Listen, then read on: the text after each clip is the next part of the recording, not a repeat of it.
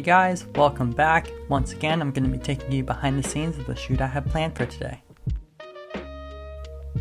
The subject of today's shot is going to be this awesome 501st ARF Trooper I've put together.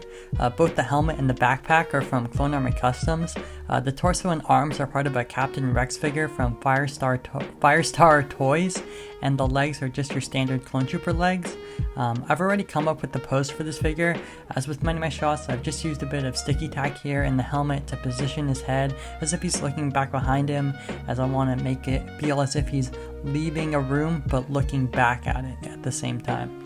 The idea I have in my head for this shot comes from two main sources, one being this Boba Fett shot I took a while back, and the other being this scene from Mandalorian Season 1. I'm basically trying to capture a clone trooper walking out of the barracks or some sort of outpost building into the landscape of a forest planet and get that contrast in lighting between the darker interior of the structure and the brighter environment outside. The build I'm going for is going to be pretty reminiscent of some of the other interiors I built for some of my other shots in the past, as I tend to reuse a lot of the same pieces with these type of builds. In general, it's a lot of black and gray slope and tile pieces, most of which are actually just stolen from my Snoke's throne room set.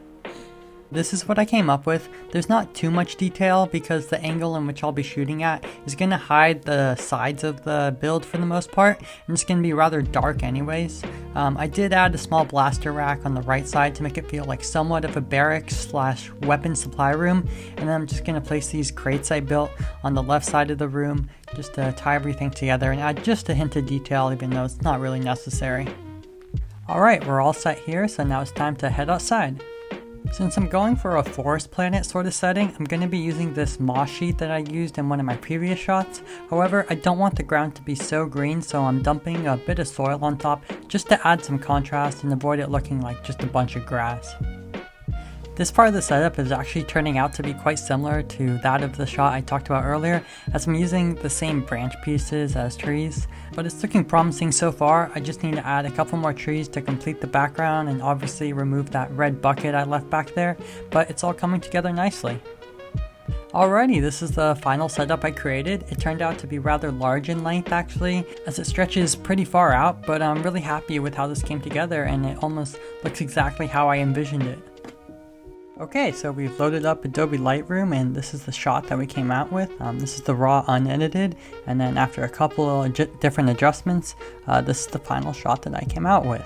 First things first, we cropped the image as it was unnecessary to have it be so wide, especially for Instagram. Doesn't really play well on that platform. And then the second thing we added in was a vignette.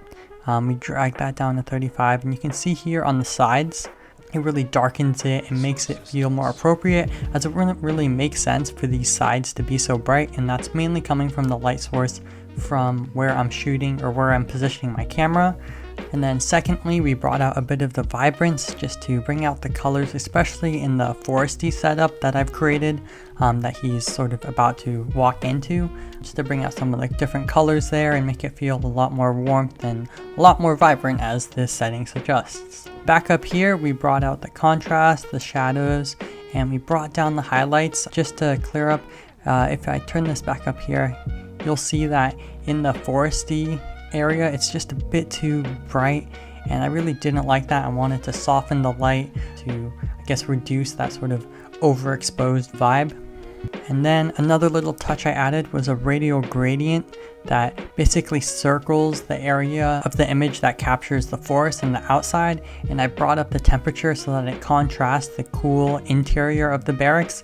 And then as always, I like to add in a bit of clarity onto the helmet to make it a little bit more focused and sharp, especially because he has this visor that's covering his, I guess, eyes and the main part of his helmet. That really makes it darker, and so without this clarity it's a bit dark, and so I just wanted to bring that out a little bit more. And yeah, that's the final shot I came out with. Thanks so much for watching guys, and I'll see you in the next video.